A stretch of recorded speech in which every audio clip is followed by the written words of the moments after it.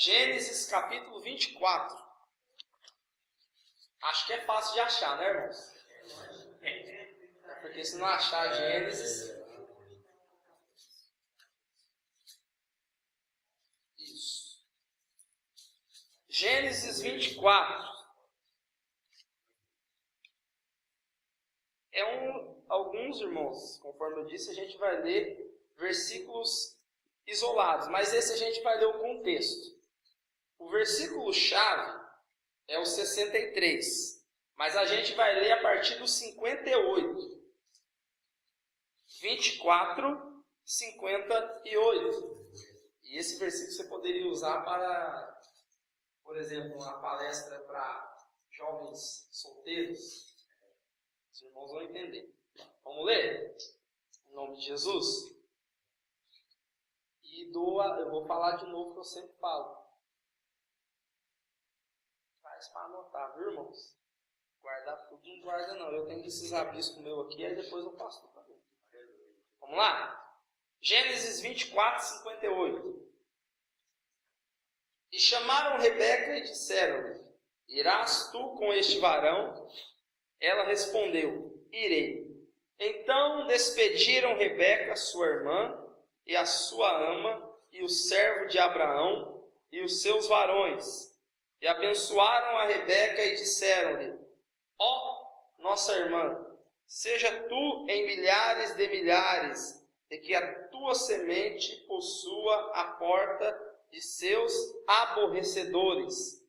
E Rebeca se levantou com as suas moças, e subiram sobre os camelos, e seguiram o varão.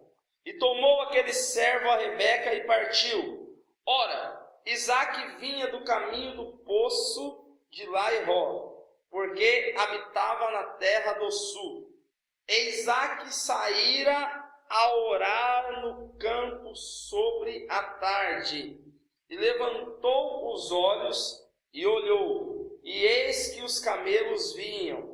E Rebeca também levantou os olhos e viu a Isaque e lançou-se do camelo. E disse ao servo: quem é aquele varão que vem pelo campo ao nosso encontro? E o servo disse: este é o meu senhor. Então tomou ela o véu e cobriu-se. E o servo contou a Isaque todas as coisas que fizera. E Isaque trouxe-a para a tenda de sua mãe, Sara, e tomou a Rebeca, e foi-lhe por mulher, e a amou. Assim Isaque foi consolado depois da morte de sua mãe. Basicamente aqui para a gente uma meditação rápida, todo mundo conhece a história de Rebeca e de Isaque. Os jovens homens solteiros esperam um dia encontrar uma Rebeca, no contexto espiritual. E as mulheres esperam encontrar um Isaque, no contexto espiritual. Só que a gente vê dentro do contexto, a gente conhece um pouquinho dessa história e sabe que nenhum conhecia o outro. Eles nem imaginavam como que era um ao outro. Se era branco, se era preto, se era alto, baixo, gordo, magro, a cor do olho, como é que era o cabelo. Tanto ele para com ela, como ela para com ele. Mas o interessante é que, ao tempo que o servo de Isaque, amando de Abraão, seu pai, pediu que fosse de encontro com a moça, a Bíblia nos mostra que Isaque ele saiu para buscar a Deus em oração. Ele saiu para buscar ao Senhor em oração. Até porque, quando a gente fala nesse contexto, a gente pode trazer para a nossa vida pessoal. A gente sempre tem que ter uma convicção. Tudo que vier da parte de Deus sempre vai ser o melhor para nós. É óbvio que o servo de Abraão e também de Isaque não ia buscar uma moça qualquer para ele. Ia buscar a melhor moça. E quando eu digo a melhor, eu digo na questão de caráter, não só de beleza. Mas ainda assim, Isaque, tendo consciência disso, muitos de nós faríamos o quê? Deus falou que vai nos abençoar, Deus falou que vai me abençoar, já está garantido que a vitória é minha, já está garantido que a bênção é minha, eu vou orar para quê? Para que eu vou orar? Mas aí Isaac nos mostra uma lição. Isaac nos mostra uma lição. Que ainda que a bênção seja garantida, que ainda que você tenha convicção que o melhor Deus preparou para você, ainda assim você tem que continuar orando. Você tem que continuar buscando. Porque imagina, se cada bênção que Deus prometer para nós, se cada coisa que Deus prometer que vai fazer na nossa vida, a gente parar de orar, aí fica fácil. Aí fica fácil. Deus vai te dar a vitória, Deus vai abrir tal porta. Deus falou, então eu vou parar de orar. Não, você vai continuar orando. Ainda que a sua oração seja aquela assim, ó. Senhor, eu já te agradeço pela bênção concedida. Ela não chegou, mas você já está orando e agradecendo. Ainda que a sua oração seja essa. Senhor, eu te glorifico porque a bênção já é certa. Eu creio na fidelidade da sua palavra. Mas ainda assim você vai ter um tempo de oração. Anote da maneira que você achar melhor, que você entender. Não, lógico que não. De maneira, por isso que eu trouxe no contexto de bênção de um modo geral. De bênção de um modo geral. Eu vou dar um exemplo, a irmã Regina perguntou. Eu vou dar um exemplo. A irmã quer que Deus faça a obra completa na vida do seu filho. Óbvio. A minha vontade eu já larguei de mão. É óbvio. Eu oro, mas não quero. Mas quer? Eu perdi a esperança, sou sincera. Não pode. Tem muitos anos orando.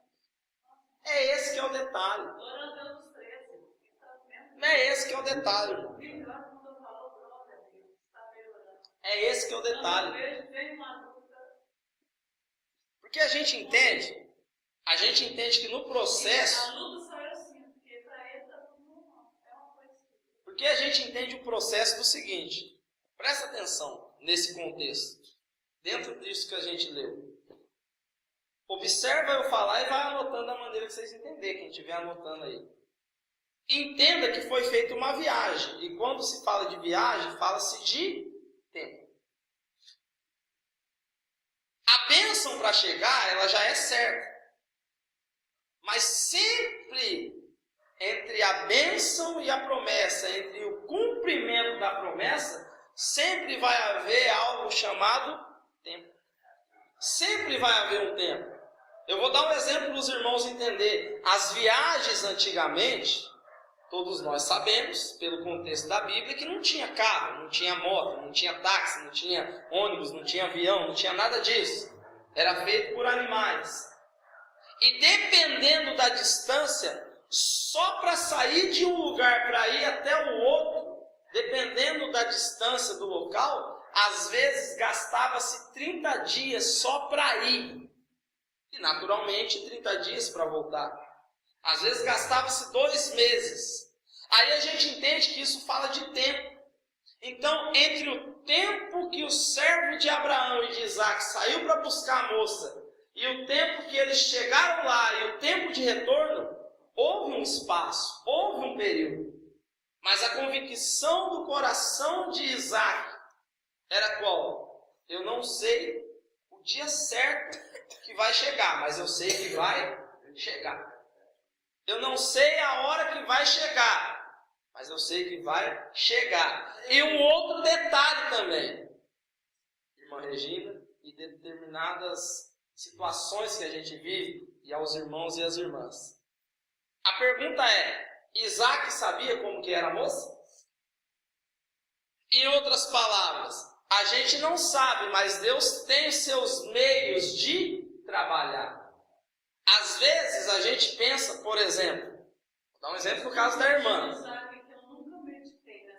Eu vou dar um exemplo no caso da irmã. Às vezes a irmã pensa assim, eu estou orando, já há muito tempo e até hoje Deus não fez algo. Mas às vezes Deus tem seus meios de trabalhar e Deus ele vai trabalhar da maneira que a gente menos espera. Da maneira que a gente menos espera. Eu oro para a moça doente, eu oro para os outros que estão na porta, está vindo embora. Lá vai as bênçãos. eu vou dar um exemplo, e é uma coisa que a gente estudou semana passada. A gente tem que ter convicção que sempre quando a gente entra em oração, a gente tem que ter convicção que a vontade de Deus é soberana. Em outras palavras, não nesse caso, mas falando, por exemplo, de coisas materiais. Quando a gente pede algo material a Deus, nem sempre a gente vai ter garantia de que Deus vai dar.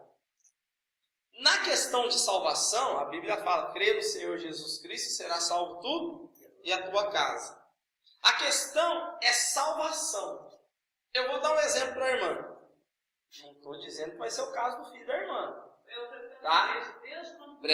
Presta atenção. Não estou dizendo que vai ser o caso do filho da irmã, e nem das irmãs, e nem dos irmãos que têm esposa, filho que não serve ao Senhor. Mas presta atenção só para os irmãos entenderem.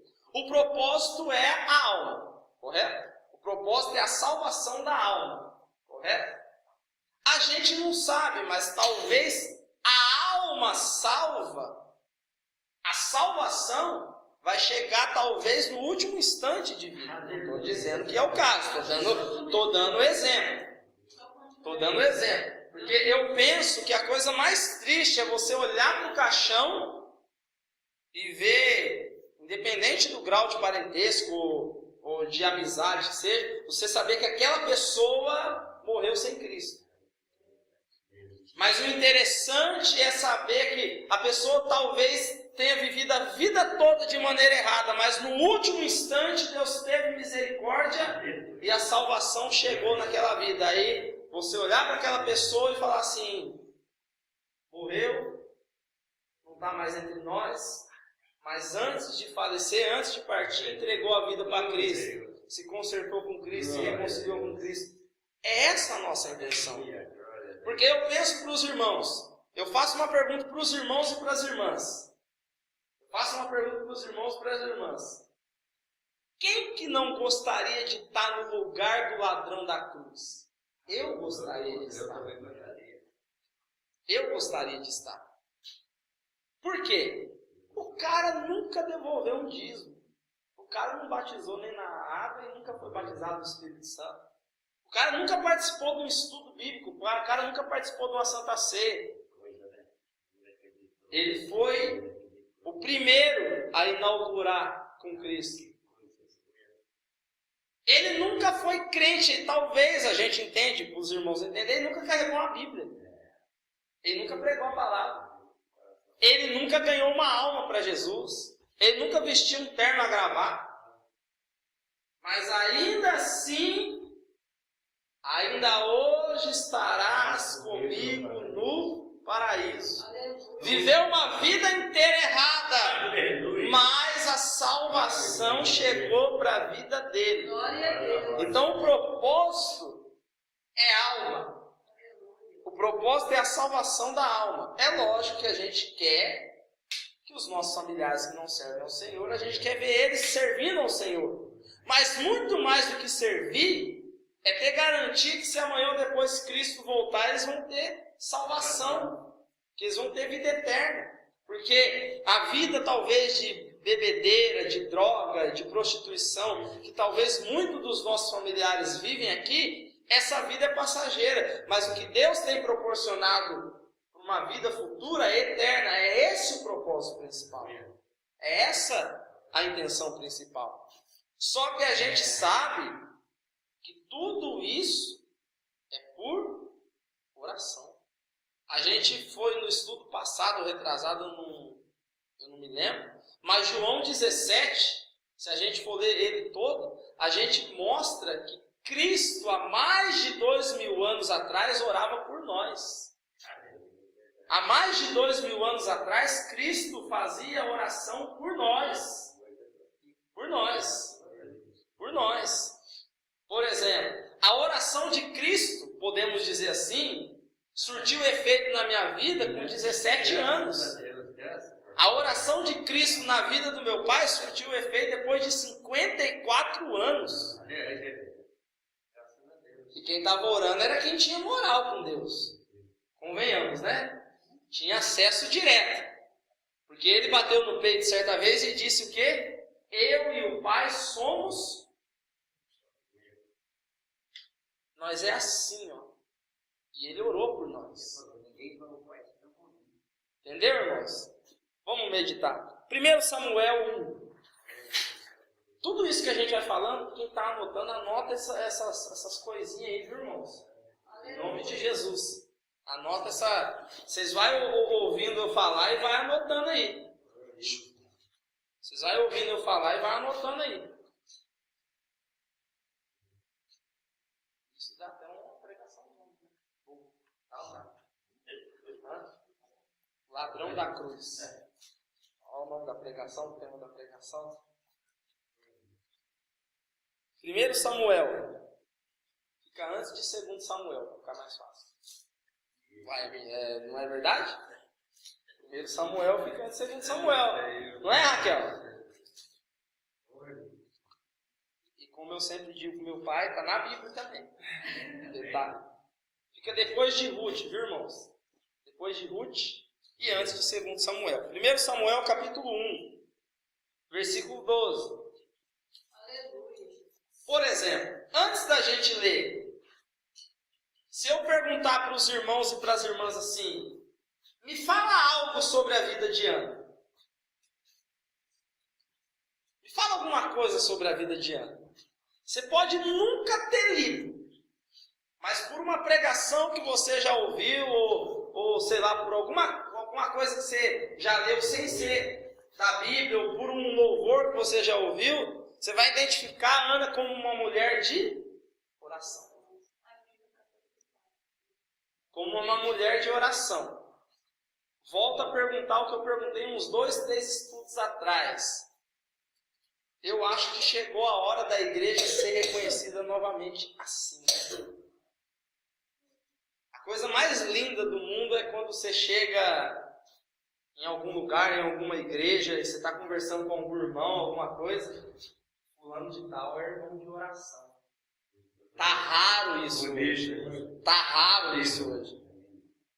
Conforme a gente dizia no linguajar antigamente, fulano de tal é fulano de monte. É fulano de jejum e oração.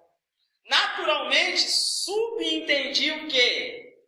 Intimidade com Deus. Naturalmente entendi o quê? Deu problema? Deu problema? Aconteceu alguma coisa no lar? Vamos chamar o irmão de... Ninguém chama alguém que não é de oração. Eu vou dar um exemplo. Posso dar um exemplo? Tá as 3 irmãs aqui, ó. Raquel, a irmã Joana e a Nádia. A Nádia é uma mulher de oração, a irmã Joana é mais ou menos e a Raquel não ora nada. Tem problema na sua casa. Vai chamar qual das 3 para ir para sua casa? É óbvio, irmãos. É óbvio. É óbvio. Porque quando a gente fala de orar, fala-se também de testemunho também.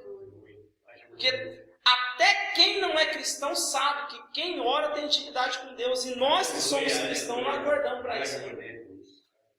Se você perguntar para... Se você parar um bêbado aqui na porta da igreja agora, um drogado na porta da igreja, se você parar uma pessoa católica que nunca entrou numa igreja evangélica, e dar uma situação, apresentar uma situação dessa para ele ou para ela, é lógico que ele vai querer alguém que ora, porque ele assimila o quê? Quem muito ora, muito tem contato com Deus. E se muito tem contato com Deus, tem intimidade. A pessoa assimila o quê? Tem alguém oprimido lá em casa? Eu vou chamar quem? Alguém que é de oração, porque a pessoa que é de oração, ela tem poder. A pessoa fala de maneira errada, é lógico que o poder é dado por Deus. Mas a pessoa que não tem conhecimento, ela assimila o quê? Para conseguir expulsar aquele demônio, tem que ser alguém que ora. E a gente não acordou para isso ainda. A gente não acordou, a igreja cristã hoje que vive, não acordou que tudo é baseado na oração. A conquista, no que se diz respeito ao território espiritual, é na oração. E a gente se esquece disso. O ímpio reconhece o poder da oração na vida da pessoa. Nós que servimos a Deus, por muitas das vezes a gente não valoriza esse tempo que Deus nos proporciona de nós orar. Agora eu vou te falar uma coisa. E quando a pessoa pessoa tem uma mente semente, a pessoa que foi batizada, que não seja no rio, mas foi, tem conhecimento da palavra, a pessoa tem uma mente de falar, mãe, está lá em tal lugar assim, isso, te corrige até na palavra, mas não pratica, tem Bíblia, tem tudo, e ainda assim, quando você mostrando isso, não acontece. Eu estou orando muito. Eu vou dar um exemplo. Aí eu te falo, conhece e muito, prega a palavra, leva altas e mais altas para Jesus contra ele. Não foi pouco, você se converteu. Mas eu pergunto para a irmã. Meu filho, pastor Leandro, se converteu. Eu vou fazer uma pergunta para a irmã. Eu vou fazer uma pergunta para a irmã e vou fazer uma pergunta para os irmãos. Você fica indignado, porque ele leva aquele tantão, eu consigo retratar muitos. Mas, irmã Regina, presta atenção. Mas ele está lá. Mas, irmã Regina, presta atenção. Mas presta atenção. Eu faço uma pergunta para os irmãos e para as irmãs. A irmã levantou o assunto falando a respeito de pecado. Certo? Beleza. A gente da Igreja Deus é Amor, quando vai batizar, procura saber se a pessoa está liberta. Não é? Para poder batizar. Qual que é as perguntas que faz? Que fizeram para os irmãos e para as irmãs? Você fuma? Você bebe? Tem televisão em casa? Você tem algum vício? Essa é as perguntas básicas. Para saber se a pessoa está apta a batizar. Deixa eu perguntar para as irmãs e para os irmãos. Mentira é pecado? Perguntaram no seu batismo se você continuava mentindo, meu irmão? Perguntaram para você, Léo? Você mente? Você é falso? Você fala mal do seu irmão? Por quê? Porque as coisas externas são mais aparentes. Então a preocupação de quem vai batizar, de quem vai levar uma pessoa para a beira do rio para batizar, é perguntar se ela usa droga, se ela bebe, se ela fuma, se ela bebe, se ela fuma, e tantas coisas desse tipo. Só que esquece que mentir também é pecado. Não, mas eu estou querendo dizer para a irmã que a questão do pecado, entre a pessoa que fuma e uma pessoa que mente, ela está em débito com Deus da mesma maneira. E o detalhe é o seguinte, que tem pessoas... Mas, gente, presta atenção.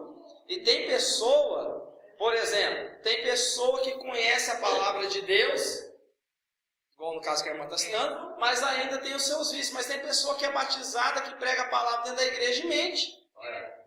Qual é a diferença no que se diz respeito ao pecado? Nenhuma. Tem diferença? Lógico que tem. A gente que está inserido no contexto está mais grave. Porque a Bíblia fala o quê? Depois de tudo feito e ainda continuar pecando, a Bíblia fala o quê? Já não resta mais esperança. Vamos ler, irmãos? Nossa, deu 5 para as 9. Nós vamos ter que ficar até umas 10 horas aqui. Amém, irmãos? Opa! Demorou para falar amém. Vamos ler, irmãos, rapidinho? 1 Samuel, capítulo 1, versículo 12. E sucedeu que, perseverando ela em orar perante o Senhor, ele fez atenção à sua boca. Paramos aqui, me ouçam, canetinhas espertas aí, mente ligada, coração aberto, presta atenção. Ana orava para quê? Para ter um filho. Correto? Havia uma certa mulher, podemos dizer assim, adversária, chamada Penina. Essa mulher, a Bíblia fala que ela já tinha filhos. Correto? Naturalmente, ela tinha filhos. Não destaca claramente a idade deles. Mas suponhamos que o mais velho, é um exemplo que eu vou dar. Suponhamos que o mais velho tenha 10 anos, um exemplo. Raciocina comigo. A afronta de Penina sobre a vida de Ana era por causa do filho.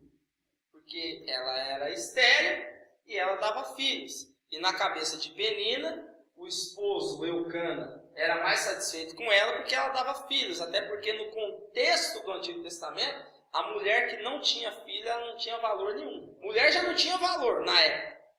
Aí quando não tinha filho e era estéril, era pior ainda. Aí você imagina comigo, raciocina comigo. Suponhamos, é um exemplo, não está na Bíblia, é um exemplo meu, mas para os irmãos entenderem. Que o filho de Penina tenha 10 anos. São 10 anos Penina afrontando Ana.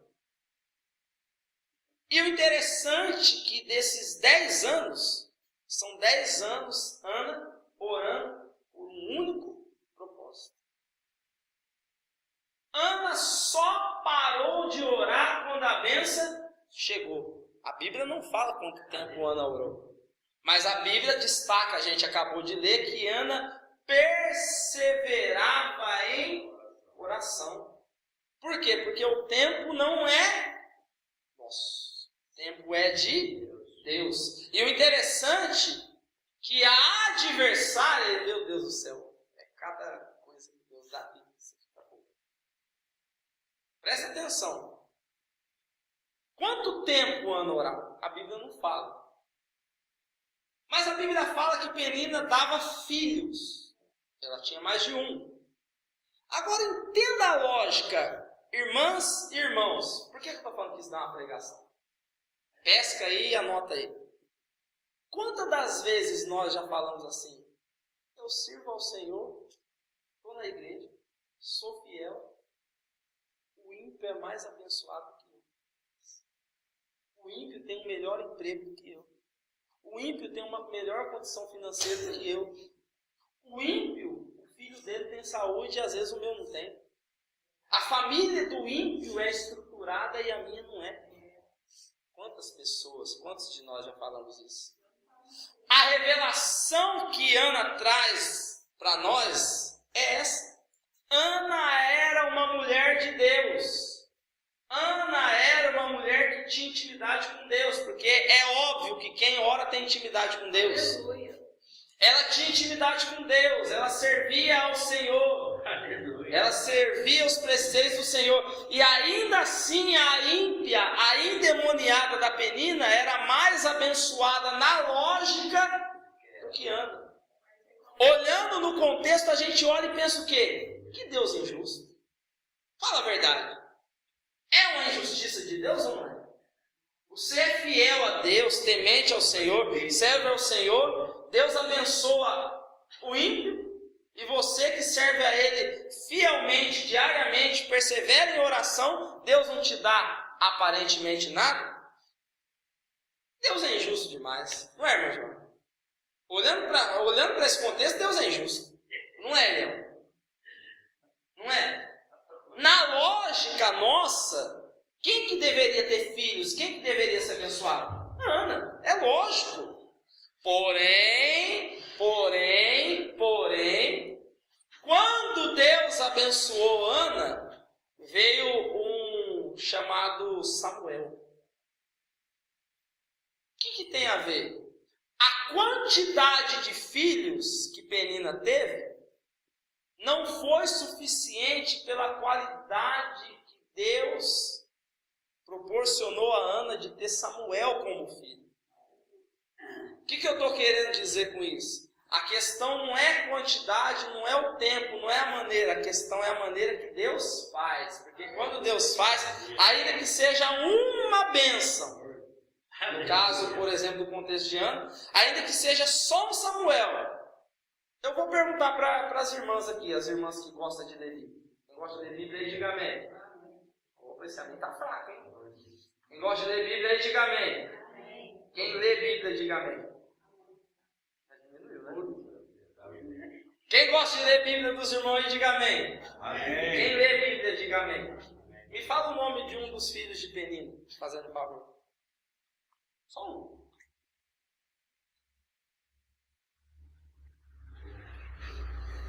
Se você conseguir citar o nome de um dos filhos de Penina, eu quero te perguntar o que ele foi na história. Se tiver, você fala o nome dele. Mas aí, além de falar o nome dele, de um dos filhos, não precisa ser todos, um só. Você me fala o que ele foi.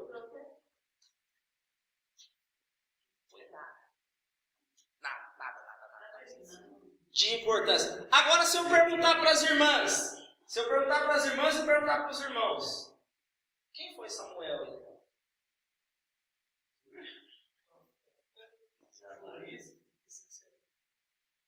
A saber, um dos maiores profetas que Israel teve. É a maneira que Deus faz. Porque os filhos que Penina tinha, vamos trazer no contexto, as bênçãos para afrontar. Ei, meu Deus do céu. Guarda nós, Senhor. Guarda nós, Senhor. Muitas das vezes, tem pessoas que são abençoadas para se mostrar. Ana teve a bênção para a glória de Deus. Muitas das vezes a gente não é abençoado porque a gente quer desfrutar de uma determinada bênção, não é para usufruir dela para a glória de Deus. Para mostrar para os outros, para o nosso ego, para a nossa satisfação pessoal. Só que quando nós falamos, Senhor, por exemplo, vou dar um exemplo material. Eu quero que o Senhor me abençoe com um carro para a glória do Senhor. Ismael já agarra. Quebra a cabeça com isso não, Léo. Aqui. A saber montizar. Aqui. Mas olha para mim. Eu quero um carro para a glória do Senhor. Em nome de Jesus eu te digo, irmão, Deus vai te dar um carro.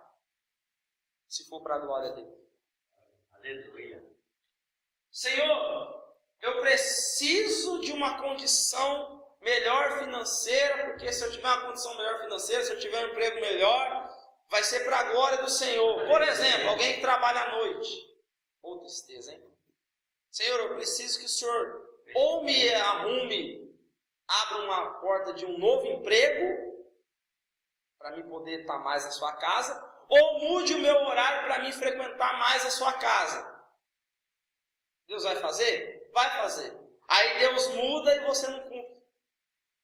Quantas pessoas fazem isso? Quantas pessoas fazem isso? Mas o interessante é que o exemplo de Ana é, primeiro, ela era uma mulher perseverante em oração. E a oração dela, ela pedia uma benção. Qual era a benção dela? Um filho. Mas ela pediu esse filho e apresentou em oração para a glória de Deus. Esse filho não vai ser meu, Senhor. Esse filho vai ser do Senhor. Nasceu Samuel, 8 dias da circuncisão. Um dia nós vamos estudar sobre o que é circuncisão. É até um estudo feito. Né? Mas tem um lado espiritual nisso, muito profundo. Depois disso ele foi levado ao templo para viver com o sacerdote Eli. Certo? Ana cumpriu com a sua promessa. A pergunta que eu te faço é: Ana teve só um filho? Ana teve só um filho? Teve nada. Teve mais de um. Teve já mais de um. Esses outros filhos que vieram, esse outro filho que veio, vamos dizer mais um só. Só mais um.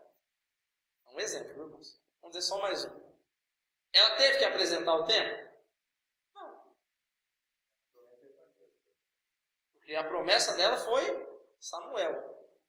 Cumpriu com a promessa. Deus falou, essa daí é fiel, essa daí diz, merece do bom e do melhor. É eu e ela e eu. Foi, ó, abençoou. Vamos ler?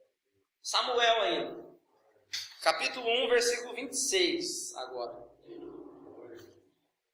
1 Samuel, capítulo 1, versículo 26. Coisa boa, né?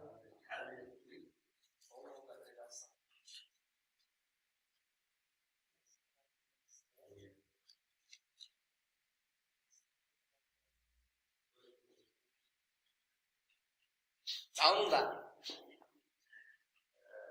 Ele pode pôr os outros nomes, né? 1 Samuel, capítulo 1, versículo 26. E disse ela quem? A gente acabou de falar dela, né? Meu Senhor, viva a tua alma, meu Senhor. Eu sou aquela mulher que aqui esteve contigo para orar ao Senhor. 27. Por este menino orava eu, em outras palavras, por esta bênção orava eu. E o Senhor concedeu a minha petição, que eu lhe tinha pedido, pelo que também ao Senhor eu o entreguei por todos os dias que viver, pois ao Senhor foi pedido e ele adorou ali ao Senhor. Aí vem o cântico de Ana, que é uma coisa linda demais. E quando a Bíblia fala de cântico, fala de agradecimento. Coisa que a maioria de nós não sabemos fazer. Na sua oração, no seu tempo de oração, quanto tempo da sua oração você se dedica para agradecer a Deus? No seu tempo de oração. De 10 minutos de oração, desses 10 minutos, quanto tempo é para só agradecer a Deus? E eu digo agradecer não só quando Deus está abençoando, quando está na prova também. Porque é óbvio, é fato. Deus vai te dar uma bênção, vai ser fácil dobrar o joelho e agradecer a Deus. É óbvio. Mas quando está na prova, tudo fechado, igual o ano, a Penina cheia de filhos, você sem nenhum, como agradecer a Deus? Mas ainda assim tem que agradecer. Vamos ler? Samuel ainda. Agora pula lá para o versículo, o capítulo 12, de 1 Samuel ainda. Capítulo 12. Depois vou trazer um contexto para os irmãos a respeito de oração. Uma coisa muito simples, mas que vai fazer toda a diferença se a gente colocar em prática. 1 Samuel, capítulo 12, versículo 23. 1 Samuel, capítulo 12, versículo 23.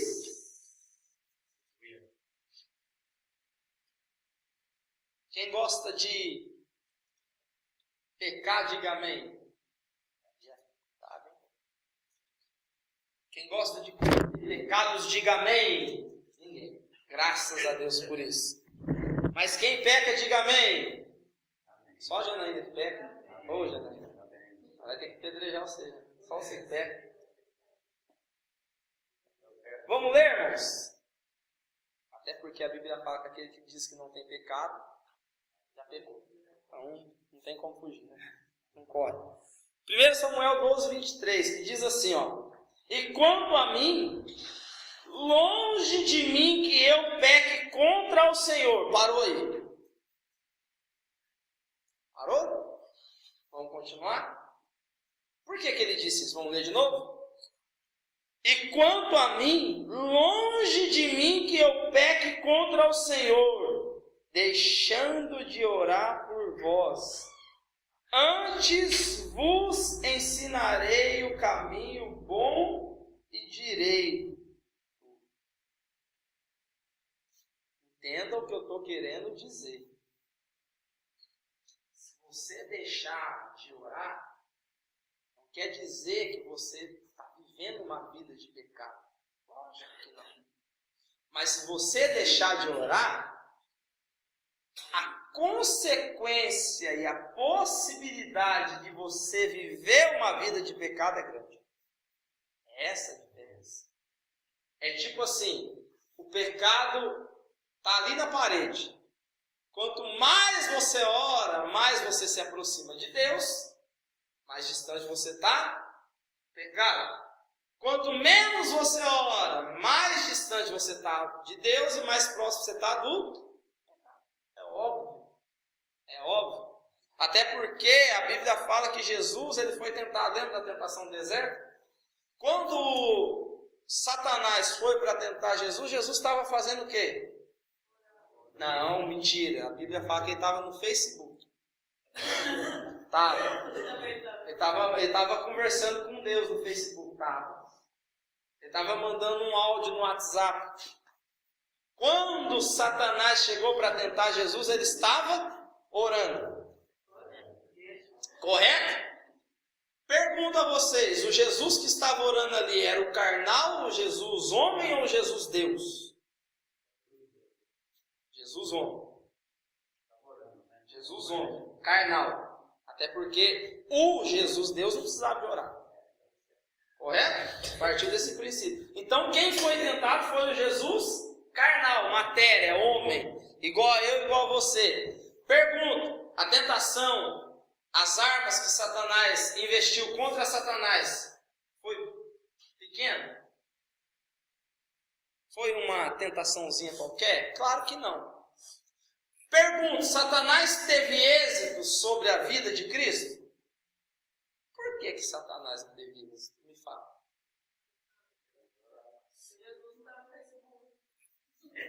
Não só por causa disso. Porque Jesus ele estava orando. E naturalmente quem está orando tem contato com Deus. Naturalmente quem ora e tem contato com Deus facilmente tem sensibilidade de ouvir a voz de Deus. A Bíblia diz que aos seus anjos dará ordem a seu respeito. Aí, como Jesus tinha intimidade com Deus, Jesus homem, também tinha intimidade com Deus, aí ele disse assim, Satanás, você é esperto, mas eu tenho intimidade com ele. Aí ele falou, mas também está escrito, não tentarás ao Senhor teu Deus. E aí os irmãos conhecem a história. Então a gente vê, conforme eu disse em alguns estudos atrás, quem não anotou, anote. Quem já anotou vai recordar e quem não ouviu vai ouvir a primeira vez. Você viver uma vida de oração não te isenta de ser tentado. Mas você viver uma vida de oração vai te livrar de você cair na tentação. Eu vou orar para Deus me livrar da tentação. Se eu for uma pessoa de oração, eu não vou ser tentado. Muito pelo contrário. É aí que você vai ser tentado. Me prova isso, irmão. Acabei de falar. Jesus foi tentado em oração. Então é óbvio que quem ora é sujeito a ser tentado. Mas a questão é que quem ora não cede à tentação. É esse que é o fundamento. Deixa eu dar um exemplo para os irmãos. O que é oração para você? Irmão Eliel, José Tabati, responderam. Pode dizer. O que é oração para as irmãs e para os irmãos? Tem estudado bastante, né? Eu vou dar um exemplo muito bom para os irmãos. Presta atenção. Presta atenção. O que é oração? Lembra que eu falei alguns estudos atrás que oração, você não impressiona Deus com palavra bonita. Isso é fato. Mas eu vou mostrar para os irmãos uma questão prática. Suponhamos que essa chave aqui, ó, é da porta ali. Correto? E suponhamos que eu pegue uma outra chave que seja de ouro. Ouro maciço. Uma outra chave que seja de ouro maciço. Outra chave diferente. A porta vai estar fechada. Precisa de abrir. Eu pergunto aos irmãos e às irmãs. Com qual chave eu vou conseguir abrir aquela porta?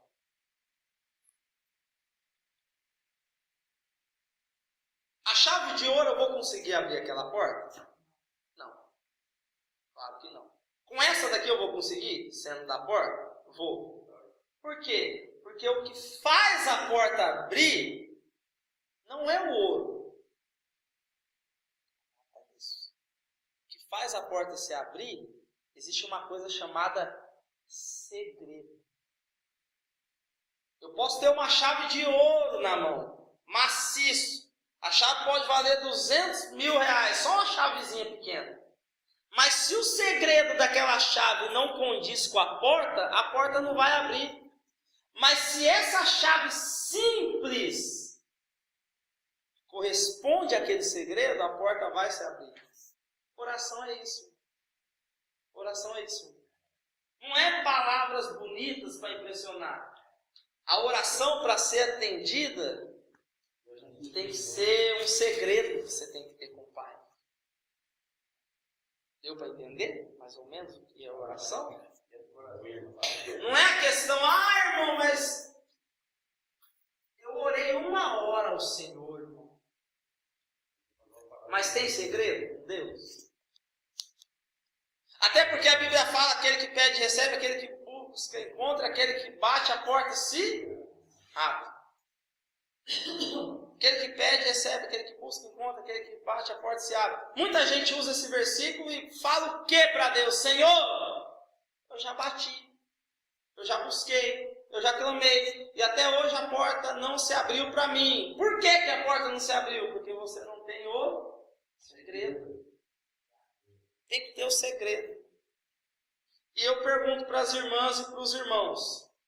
Você dá a chave da sua casa, ou o segredo do seu cofre, ou o segredo de qualquer coisa pessoal sua, a qualquer pessoa? Quem dá? Você dá, ideia? Mas e se a pessoa for íntima de confiança? Aí ela tem acesso livre. Intimidade, você tem intimidade com ela. Por que as irmãs têm a chave da igreja? Porque as irmãs são pessoas de confiança, servos de Deus, os irmãos são servos de Deus. Eu vou dar chave para quem eu nunca vi? Não, porque eu não conheço o caráter dela.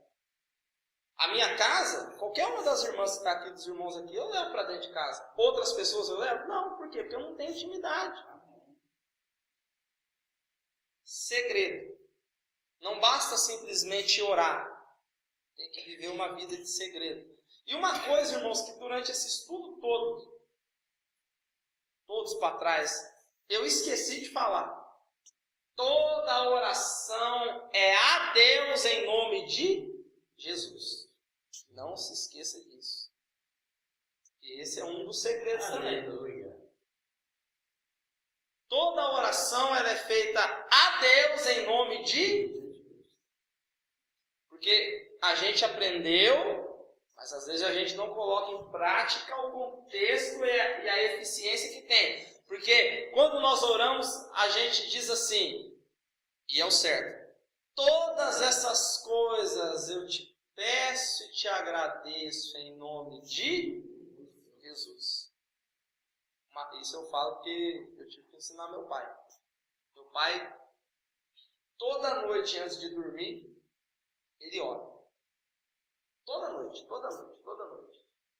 Breve ou longa, mas toda noite ele ora antes de dormir. Só que quando ele começou a caminhada dele, ele orava. Ó Deus Todo-Poderoso, abençoa o Elton, abençoa o Natan, abençoa o Luan. Ele orava 10, 15 minutos. Em nenhum momento ele falava em nome de Jesus. Orava. A pergunta é, Deus atendia a oração dele? Claro que sim. Por causa da ignorância dele em relação a isso que a gente sabe. Ele não tinha ciência disso. E nem por isso Deus não vai ouvir. No caso desse. Eu falei, pai, você está orando comigo. Toda noite você ora, e isso é bom, só que você está esquecendo do principal. Tudo que você for pedir, você tem que sempre colocar: Senhor, abençoa conforme você ora. Eu falei para ele: o Eldo e o Natan, em nome de Jesus. Dá o livramento para mim nessa viagem, em nome de Jesus. E papapá, em nome de Jesus. Aí ele passou a orar em nome de Jesus. Então não se esqueça, tudo que você for pedir é a Deus, em outras palavras, é ao Pai, em nome de Jesus. Amém? Vamos meditar. Esse é bastante conhecido, hein? 2 Crônicas 7,14. Esse é bastante conhecido. 2 Crônicas 7,14. Vamos meditar? As famosas crônicas dos reis de Israel. 2 Crônicas, capítulo 7, versículo 14. Lembrando que 2 Crônicas fica depois de... Quem sabe? Aê, povo inteligente, hein? Hã? Vocês estão de parabéns. Semana que vem eu vou trazer um prêmio para todo mundo. Vamos ver se todo mundo aprendeu. 2 Reis fica depois de... Coisa linda. E 1 Reis fica antes de... E aí já pensou, hein? 2 Reis. Vamos ler, irmãos, em nome de Jesus? 2 Crônicas 7,14. Muito conhecido, pouco praticado. Esse é o detalhe. E se o meu povo, nós, eu e você, que se chama pelo meu nome, se humilhar e orar, e buscar a minha face, e se converter dos seus maus caminhos, então eu ouvirei dos céus, perdoarei os seus pecados e sararei a sua terra. O interessante nesse versículo é que antes do Senhor atender, primeiro teve uma série de requisitos, né? Se o meu povo, que se chama pelo meu nome, que clama, que suplica, se humilhar, orar, buscar a minha face. Esse buscar a minha face aqui já dava uma hora. O que é buscar a face? É buscar intimidade. Quando a Bíblia fala que Deus falou com Moisés face a face, Deus estava falando intimamente a Moisés. Se o meu povo que se chama pelo meu nome se humilhar, buscar a minha face, ou seja, me buscar intimamente, e se converter dos seus maus caminhos, aí eu começo a agir. Mas para Deus começar a agir, tem sempre um processo por trás disso. Só que a gente já quer que Deus abençoe sem passar pelo processo. De se humilhar, de buscar a face do Senhor, de orar. Aí a gente entende que orar e buscar a face é duas coisas diferentes.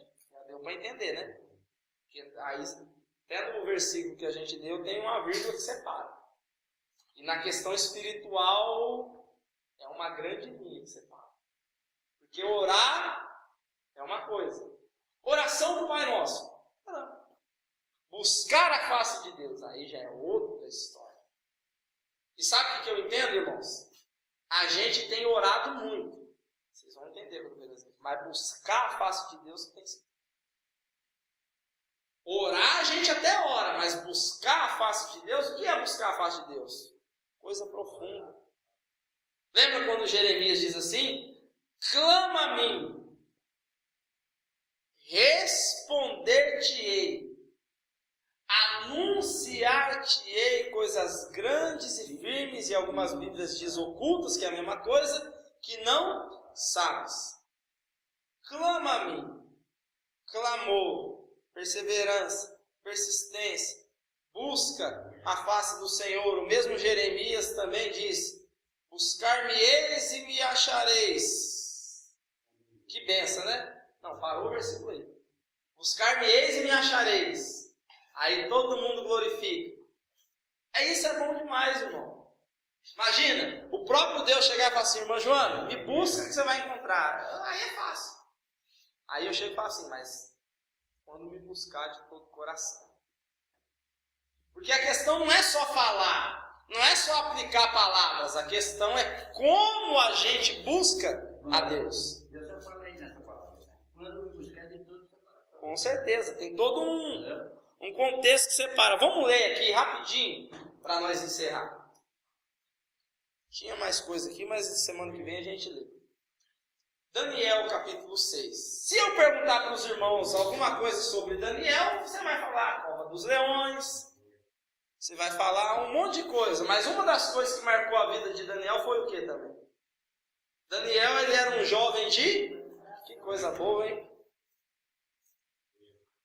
Espero que sim, porque eu não moro com nenhum dos irmãos e das irmãs, a não ser com o Natan, claro. Cadê os jovens de oração? Cadê os Daniéis dessa geração? Cadê os Daniéis dessa geração? Eu tenho que ser igual ao Daniel? Não, busca ser um pouquinho melhor. Porque Daniel ele fez no tempo dele. Busca ser um pouquinho melhor. Mas é lógico que quando eu falo jovens, tem os jovens solteiros e os jovens casados. Quando eu falo jovens, pessoas de oração. É lógico. Vamos ler, irmãos? Daniel 6, 10. Sabe por quê? Agora deixa eu falar só um minutinho com os jovens. Só um minutinho com os jovens. Com os jovens, de modo geral. Com os jovens solteiros e os jovens casados. Mas principalmente com os jovens solteiros. Principalmente. Nádia, Raquel, Natália, Eliel, Natan também. E eu também, mas casado. Presta atenção, irmãos. Eu estava meditando esses dias, e isso é um alerta, agora falando mais do que sério, para os jovens. A coisa mais rara hoje é você ver jovem, obreiro na igreja.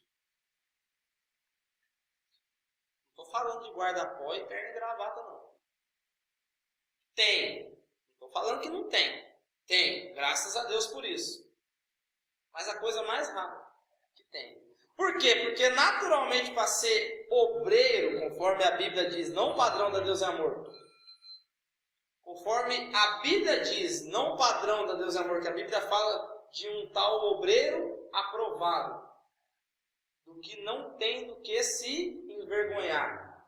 Que maneja bem a espada. Esse obreiro e essa obreira aprovada, muitas das vezes jovens não querem ser, por quê? Porque para ser um obreiro aprovado, não é só manejar a espada da verdade. Para ser um obreiro aprovado tem que ser de oração. Aí está o detalhe. A escassez de obreiros jovens, repito, não de guarda-pó e de terno e gravata, obreiros aprovados por Deus, classificados e nomeados por Deus, está escasso nos dias de hoje, porque para ser um obreiro aprovado, dentre muitas coisas que a própria Bíblia diz, tem que ser de coração, porque quando fala-se de obreiro, fala-se de obra, fala-se de força, fala-se de capacidade. E da onde você vai buscar essa capacidade? Orando. No demais, irmãos meus, fortalecei-vos no Senhor e na força do seu poder. Revestivos de toda a armadura de Deus. Você vai fortalecer no Senhor, na força do poder dele. Revestir de toda a armadura como? Só lendo a Bíblia? Lógico que não. Orando também, é óbvio. Você pensa bem que coisa linda? A pessoa cai endemoniada. Aí você fala, no livro de 1 Coríntios capítulo 3 diz que o amor é... Aí o Satanás, não quero saber disso não. Para mim sair tem que ter poder. Então não é só conhecimento. Para ser obreiro tem que ter conhecimento, conforme a Bíblia diz, manejar bem a palavra, que é a semente para a salvação, mas também tem que ter poder. E poder só se adquire orando. Vamos ler? Daniel 6,10. Não, só Daniel 6,10. Por causa da hora. Já é 9h25. Ali está 9h30, mas é 9h25. Adiantado 5 minutos. Já deixei de propósito, por causa disso. Vamos ler? Daniel, pois, quando soube que a escritura estava assinada, entrou em sua casa. Ora, havia no seu quarto janelas abertas da banda de Jerusalém. E 3 vezes no dia se punha de joelhos e orava. E dava graças diante do seu Deus, como também antes costumava fazer. Meu Deus, isso daí também vai longe, vai longe. Primeiro ponto. Qual é o contexto aqui? Havia sido assinado um edito. Não sei como fala certo. Qual era? Se não obedecesse à ordem do rei, ia ser lançado na cova dos leões. Qual era o edito? Que no espaço de 30 dias não poderia ser feita oração. Daniel ficou sabendo disso? Claro. O que Daniel foi fazer?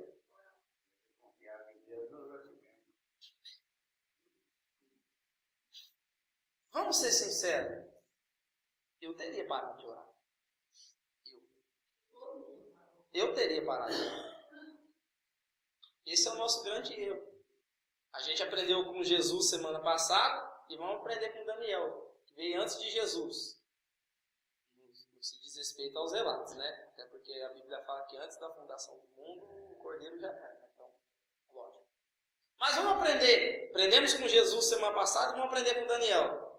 Quando o bicho está pegando, e por que não dizer e usar o gancho, quando os leões estão rugindo, é aí que você tem que orar, irmão. É aí que você tem que orar. Mas muitas vezes, a maioria das vezes, o crente com o coração faz alguma coisa para pegar. Ele ora, mas quando pega aí que ele ora, mas a coisa chegada, chega cedo na igreja. Por que o negócio está? Mas aí entra um detalhe. Quando o bicho está pegando para favorecer ele, para a luta cessar, para a bênção acontecer, a enfermidade chegou, para a cura chegar, aí o crente ora. Mas quando no contexto de Daniel, se você orar, você vai ser punido. Porque a gente busca em oração para a gente ter bênção, para benefício nosso. Espiritual, financeiro, material, mas para benefício nosso. No contexto de Daniel, ele estava com a faca no pescoço, por que não dizer dentro da cova, se ele orasse. E a Bíblia fala que ele olhou para Jerusalém, a janela aberta, e a Bíblia fala que, como de costume, ou seja, aprendemos com Daniel o quê? Ele não orava de vez em quando. Como de costume, ou seja, como ele sempre fazia, ele foi continuar orando. Bonito, né? Bonito. Bonito demais. Ó, entrou em sua casa. Olha, havia no seu quarto janelas abertas da banda de Jerusalém. E 3 vezes ao dia se punha de joelhos e orava. E dava graças a Deus. Agora você pensa bem, ele sabia que ele ia ser lançado na cova dos leões. Porque uma vez o rei decretado, nem ele podia voltar atrás. Nem o rei podia voltar atrás. Certo? Nem o rei podia voltar atrás. Ainda assim, Daniel, sabendo disso, a Bíblia fala que ele dava graças a Deus. Dava graça diante de Deus. Como também antes costumava fazer. Então a gente entende, irmãos, pelo contexto de Daniel, a gente vê que nada faz com que a gente venha parar de viver uma vida de oração diante da presença de Deus. A grande desculpa nossa disse isso semana passada e encerro falando isso hoje. Já são 9h30 agora. Eu encerro falando isso. A grande desculpa nossa, na maioria das vezes a gente vê muitos crentes. Por que você não está orando, irmão? Eu estou fraco. Mas por que você está... Por causa das lutas, já não estou tendo mais força para orar. Mas é a hora que a cova está aberta, que os leões estão rugindo, é aí que você tem que orar. A questão da oração não é você orar quando te favorece, ou quando o ânimo está bom, ou quando as coisas estão boas. A questão de você orar é uma questão que quando você ora, você está falando com Deus. Você, irmã, não pode passar um dia sem falar com Deus, não pode. Você já parou para pensar, irmã? Já parou para pensar, irmão? Criador dos céus e da terra, o Deus Todo-Poderoso, Onipotente, Ele te deu liberdade em Cristo de você falar pessoalmente com Ele. Antigamente era só o sumo sacerdote que tinha esse benefício. Hoje todos nós batemos o joelho no chão e podemos falar com Deus. Hoje a gente tem esse livre acesso para falar com o Senhor, para falar com o Criador. Você já parou para pensar que você, nós, cada um de nós somos uma criatura medíocre, pó da terra, a gente é um rabisco, mas quando a gente dobra o joelho, a gente fala com aquele que é o mais importante ser. Já parou para pensar que a gente, quando dobra o joelho, a gente tem a liberdade de falar com o Rei dos Reis e Senhor dos Senhores? A gente, em nós, não temos credibilidade nenhuma, mas por causa daquilo que vai ser o próximo tema do nosso estudo, por causa da graça, a gente tem acesso de falar com Deus e Ele falar com a gente. A gente tem a garantia que quando a gente fala, Ele ouve, e a gente tem a garantia de poder ouvir a voz dEle. Isso é oração, intimidade com o Pai. Faz um exemplo, hoje e amanhã. Chega na sua casa, você que é casado, você que é casada, seu pai, sua mãe chega em casa e não conversa com ninguém. Não conversa. Nádia, Natália, vocês não conversam uma com a outra, nem conversa seu pai, nem conversa sua mãe, só cumprimenta. Fica a noite inteira sem conversar, passa o dia inteiro sem conversar. Tem jeito? Tem como? Tem como? Viver sem comunicação, sem diálogo? A pergunta que eu encerro, já fica de pé que eu encerro é: e por que a gente consegue, não sei como, mas por que a gente consegue passar tanto tempo sem falar com Deus? Por que a gente consegue? Eu falo, vai falar com Deus, eu tenho essa intimidade, de manhã eu saio